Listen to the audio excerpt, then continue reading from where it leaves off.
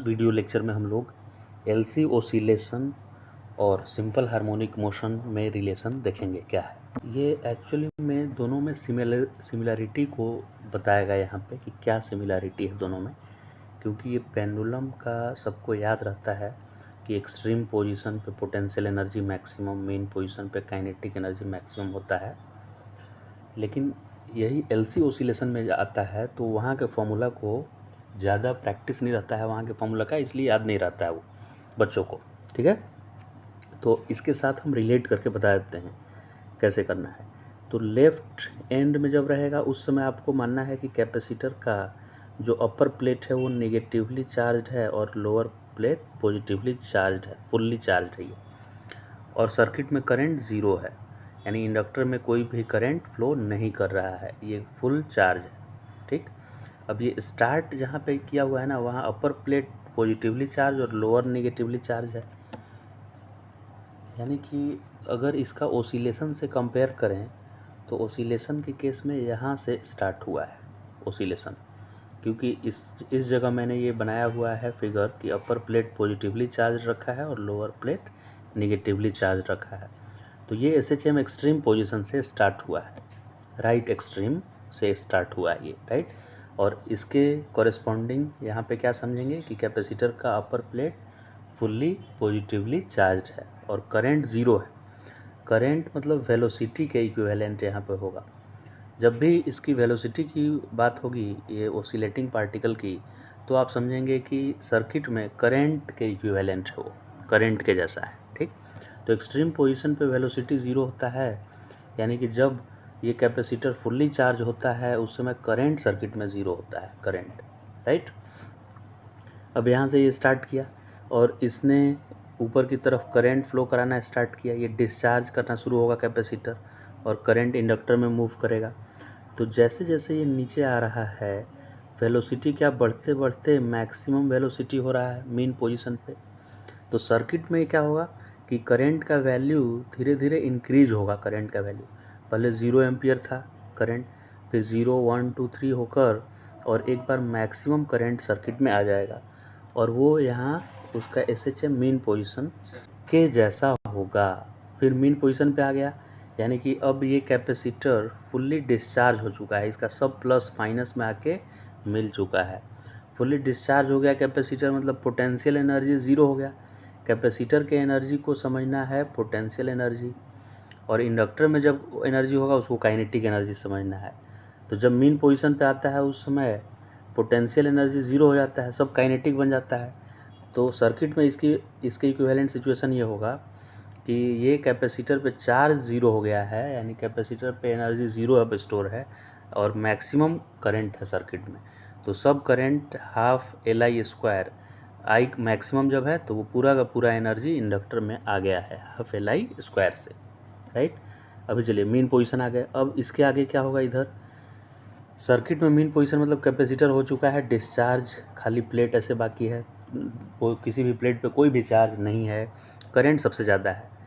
तो अब क्या होगा, अब दूसरा प्लेट दूसरे साइड में ये जा रहा है, दूसरे साइड में जाके और एक्सट्रीम पे जाना मतलब ये निगेटिव माइनस ए इसको लिखेंगे एम्पलीट्यूड का। तो कैपेसिटर ऐसा होगा, ये उल्टा वाला प्लेट, नीचे वाला प्लेट प्लस प्लस चार्ज होके और फुल्ली चार्ज हो गया है, निगेटिव एक्सट्रीम में आने का मतलब है, और ये ऊपर वाला प्लेट निगेटिव चार्ज हो गया है। पहले क्या था, इधर अपर प्लेट पॉजिटिवली चार्ज था, जबकि इधर लोअर प्लेट पॉजिटिवली चार्ज है और अपर प्लेट निगेटिवली चार्ज है। ओके सर, समझ गए। फिर ये फुल्ली जब चार्ज होगा तो उस समय वेलोसिटी ज़ीरो हो जाएगा, यानी सर्किट में फिर से करंट क्या हो जाएगा, ज़ीरो। फिर से करंट सर्किट में ज़ीरो हो जाएगा, यानी इंडक्टर में स्टोर्ड एनर्जी ज़ीरो और सब एनर्जी कैपेसिटर में स्टोर हो जाएगा। और ये नेगेटिव एम्पलीट्यूड में होने का मतलब है कि दूसरा वाला प्लेट, नीचे वाला प्लेट पॉजिटिव चार्ज और ऊपर वाला प्लेट निगेटिवली चार्ज हो जाएगा। इसके बाद क्या होगा इस एसएचएम का, तो अब ये फिर से वापस मेन पोजीशन की तरफ आएगा। मेन पोजीशन पे आएगा मतलब नीचे वाले प्लेट का प्लस अब निकल कर माइनस से मिलने के लिए जाएगा इधर। तो फिर से ये वेलोसिटी बढ़ते बढ़ते यहाँ मैक्सिमम होता है, तो सर्किट में करंट बढ़ते बढ़ते क्या होगा, मैक्सिमम होगा। और मेन पोजीशन पे आने का मतलब ये होगा कि सर्किट में फिर से करंट मैक्सिमम हो गया है, लेकिन इस बार उल्टे डायरेक्शन में हुआ है, क्योंकि वेलोसिटी इस बार ऐसा था, पिछले बार इधर की तरफ वेलोसिटी था, यानी करंट का पिछले बार जो डायरेक्शन था इस बार उल्टा डायरेक्शन है, इस डायरेक्शन में करंट मैक्सिमम है। और सब एनर्जी काइनेटिक एनर्जी के फॉर्म में, यानी कि इंडक्टर में स्टोर्ड एनर्जी के फॉर्म में स्टोर्ड है। फिर दूसरे तरफ इधर जाएगा और वापस वो कैपेसिटर जो इनिशियली था प्लेट, जो अपर प्लेट, वो अपर प्लेट फिर से पॉजिटिव चार्ज होने लगेगा और लोअर नेगेटिव। और इस एक्सट्रीम पे आने का मतलब है कि फिर से इनिशियल सिचुएशन में कैपेसिटर आ गया है, यानी upper plate positively charge and lower negatively charge हो चुका है। ये एक ओसिलेशन हो गया कंप्लीट। इतने में जो भी समय लगेगा उसको टाइम पीरियड बोलेंगे। इतने में जो ये पेंडुलम को यहाँ से इधर जाके इधर आने में जितना समय लगा उसको वन टाइम पीरियड बोलेंगे। और यही एलसी ओसिलेशन में पॉजिटिवली चार्ज कैपेसिटर को इधर पॉजिटिव भेजने में और वापस फिर से फुल्ली पॉजिटिवली चार्ज होने में जितना समय लगता है उसको एलसी ओसिलेशन का टाइम पीरियड बोलते हैं। तो अभी के लिए हम लोग ये की पॉइंट एक याद रखेंगे कि current in inductor will be maximum when capacitor gets fully discharged. Capacitor जब फुल्ली डिस्चार्ज था, यानी पोटेंशियल एनर्जी ज़ीरो हो गया था, यानी मीन पोजीशन पे एसएचएम हमारा था, उस समय मैक्सिमम वेलोसिटी होती है या करंट मैक्सिमम होती है सर्किट में। तो सर्किट में मैक्सिमम करंट है, यानी सब एनर्जी इंडक्टर में स्टोर्ड है, राइट। अब फॉर्मूला का कंपैरिजन कर लेते हैं। मैकेनिकल एसएचएम और इलेक्ट्रिकल एसएचएम यानी एलसी ओसिलेशन। मैकेनिकल एसएचएम में यानी पेंडुलम के केस में जो मास का रोल है वो इलेक्ट्रिकल एसएचएम में यानी एलसी ओसिलेशन में इंडक्टेंस का वो रोल है, ठीक है। और मास के लिए एम सिंबल या फॉर्मूला, मास का एम है सिंबल और इसमें इंडक्टेंस का सिंबल एल है। फिर जो वेलोसिटी है, वेलोसिटी सिंपल पेंडुलम के केस में वेलोसिटी मैक्सिमम कहाँ पे होता है, मीन पोजीशन पे, वो यहाँ पे करंट है, करंट। और वेलोसिटी किसी भी इंस्टेंट पे वेलोसिटी का क्या फॉर्मूला होता है एसएचएम में, A omega cos omega t. Position का फॉर्मूला होता है A omega sine omega t और वेलोसिटी का होता है A omega cos omega t. तो यहाँ पे एम्पलीट्यूड के जगह पर, एम्पलीट्यूड कहाँ पे होता था, एक्सट्रीम पोजीशन पे, और यहाँ एक्सट्रीम पोजीशन का मतलब है कैपेसिटर फुल्ली चार्ज है, यानी कैपेसिटर पे टोटल चार्ज कितना है क्यू नॉट, मैक्सिमम कितना चार्ज है कैपेसिटर पे। और ओमेगा के जगह पर ओमेगा और cos omega T as it is. सिर्फ एम्पलीट्यूड के जगह पर यहाँ पे चार्ज की मैक्सिमम वैल्यू रखी हुई है, समझ गए दोनों। अब x जो है उसमें पोजीशन उसका a साइन ओमेगा टी था, तो x का मैक्सिमम वैल्यू ही एम्पलीट्यूड होता है, राइट, जो कि क्यू नॉट मैंने लिखा है। तो x का जनरल वैल्यू क्या होगा, q होगा, किसी भी इंस्टेंट पे कैपेसिटर पे चार्ज। तो q equal to Q nought sine omega T, ये इक्विवेलेंट है x equal to a sine omega T के। एस एच एम का जो a साइन ओमेगा टी है वो एल सी ओसिलेशन का q equal to Q nought sine omega T है। फिर एम्पलीट्यूड a यहाँ पे होता है और एल सी ओसिलेशन में एम्पलीट्यूड मतलब मैक्सिमम चार्ज कितना है, मैक्सिमम चार्ज का वैल्यू कितना है कैपेसिटर पे, ये है। टाइम पीरियड का फॉर्मूला 2π√m/k होता था, 2π√m/k एस एच एम के केस में।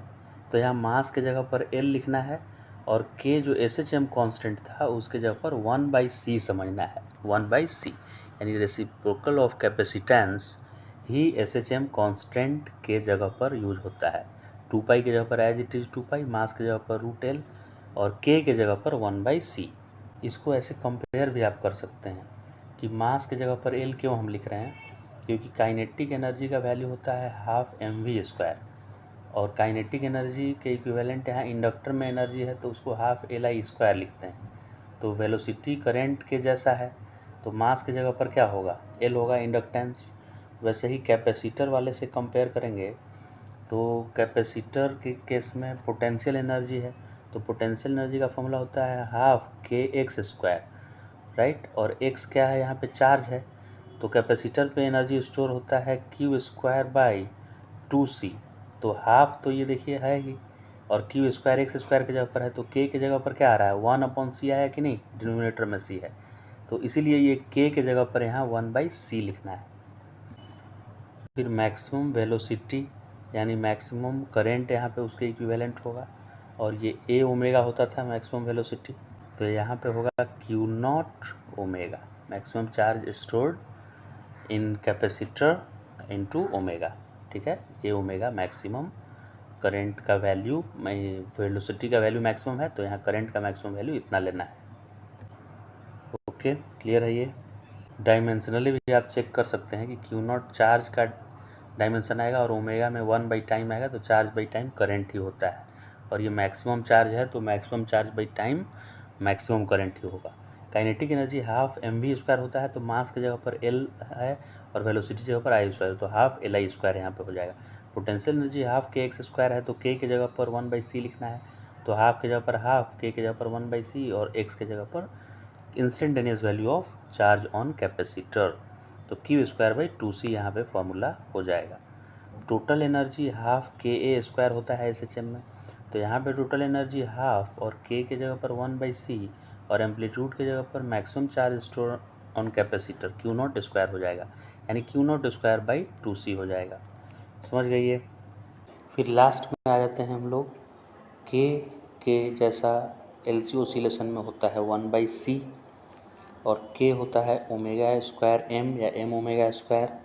तो यहाँ पे k यानी कि 1/c इक्वल टू होगा ω² और m के जगह पर l लिखते हैं, समझ गए।